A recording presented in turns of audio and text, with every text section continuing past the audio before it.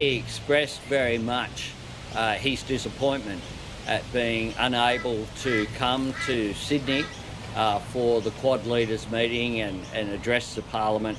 President Biden, though, indicated that he was very much looking forward to coming down at a future date. Before I begin, I just finished because the press will want to hear this before they hear me say anything, and it's just to keep them quiet from I'm only kidding. But we just finished another good, productive meeting with our congressional leadership about a path forward to make sure that America does not default on its debt for the first time in history.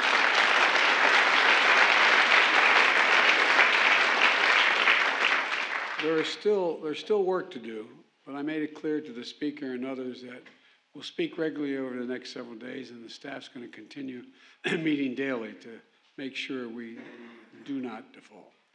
I'm scheduled to travel tomorrow to the G7 summit in Japan, and America's role in the world is vital, especially right now as we work together with other countries to support Ukraine and take on all the challenges that demand international cooperation, from tackling climate change to strengthening the global economy.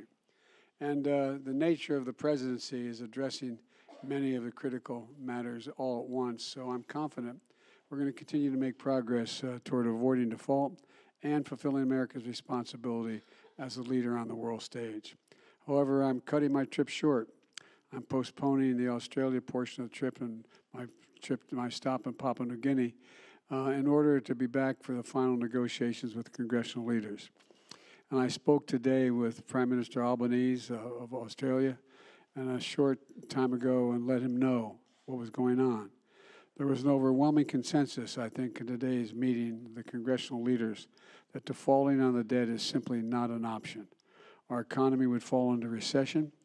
It would devastate retirement accounts, increase borrowing costs, and according to Moody's, nearly 8 million Americans would lose their jobs, and our international reputation would be damaged in the extreme if we were to let that happen. It's disappointing that our discussions in the congressional Republicans have not been willing to discuss raising revenues, but the policy differences between the parties should not stop Congress from avoiding default. I made clear again today's meeting that default is not an option.